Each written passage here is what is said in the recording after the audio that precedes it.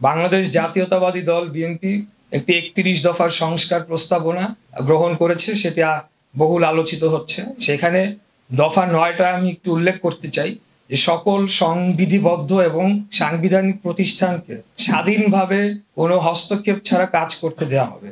আমি যতটুকু বুঝি বিটিআরসি একটি সংবিধিবদ্ধ প্রতিষ্ঠান হওয়ার কথা, তাদের উচিত ছিল এগুলা রেগুলেট। কিন্তু আপনারা দেখেছেন যে সকল কিছু যে এক ব্যক্তির দ্বারা নিয়ন্ত্রিত হয়েছে, এখানে সকল কিছু দলীয়করণ করা হয়েছে এবং বিটিআরসিরও অবস্থা তাই, এবং এখন পর্যন্ত সেই অবস্থাতেই আছে। তারা রেগুলেট করেছে, তো রেগুলেট করে তারা ব্যারিয়ার সৃষ্টি করেছে যাতে আর কেউ না ঢুকতে পারে এখানে, এবং লাইসেন্সিং দেওয়ার ক্ষেত্রে ২৭টা লেয়ার তৈরি করেছে। এই লেয়ারগুলা, এই লাইসেন্সগুলা কারা পেয়েছে এটার একটা, আমি মনে করি যে একটা প্রপার সার্ভে হওয়া উচিত, হয়ে তাদের পরিচয়, নাম, পরিচয়, ঠিকানা দিয়ে একটা স্ট্যাটিস্টিক্স দেওয়া উচিত যে এটা দলীয় পরিচয় কত পার্সেন্ট দেওয়া হয়েছে, আর নির্দলীয় বা যারা প্রিভিয়াসলি ব্যবসার সাথে জড়িত ছিল তাদেরকে কত পার্সেন্ট দেওয়া হয়েছে। তাহলেই কিন্তু একদম টোটাল চিত্রটা বোঝা যাবে যে কি করা হয়েছে।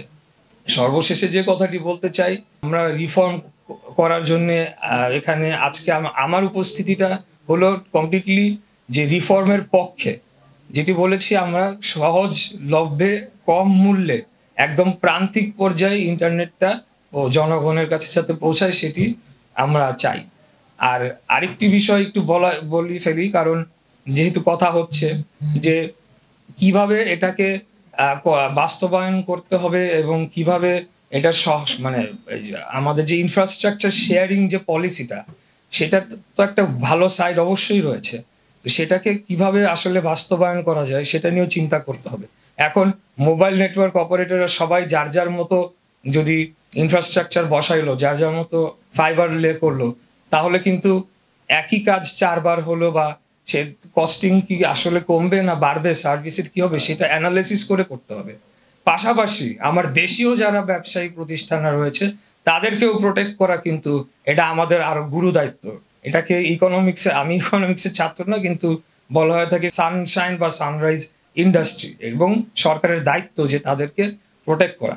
এখন অতীতে যারাই লাইসেন্স পেয়েছে তাই বলে সেটা নিয়ে আমি এখন আর বিস্তারিত না গেলাম, যারাই পেয়েছে কিন্তু তারা তো ব্যবসা একটা প্রতিষ্ঠান দাঁড় করিয়েছে এবং তারা তো কর্মসংস্থান তৈরি করেছে।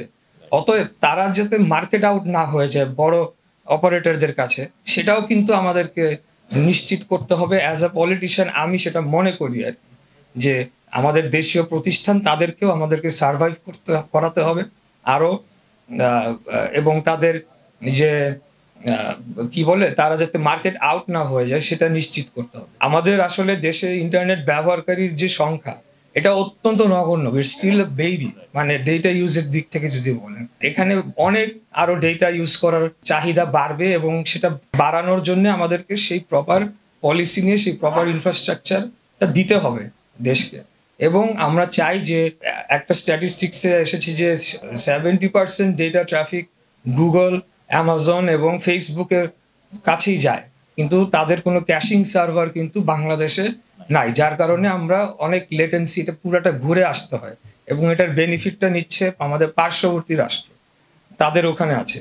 আমরা চাই যে এই ধরনের যে আন্তর্জাতিক মানের প্রতিষ্ঠানগুলা তারা বাংলাদেশে আসুক, এবং বাংলাদেশে সেও যাতে এই আইটি সেক্টরটা ডেভেলপ করে ইন্টারন্যাশনাল স্ট্যান্ডার্ডে, যে এবং এই বড় বড় কোম্পানিগুলো তারাও ইনভেস্ট করবে, এটার মাধ্যমে কিন্তু কর্মসংস্থান বাংলাদেশেও হবে। তো এই ধরনের পলিসিগুলো আগামী দিনে নেওয়া হোক।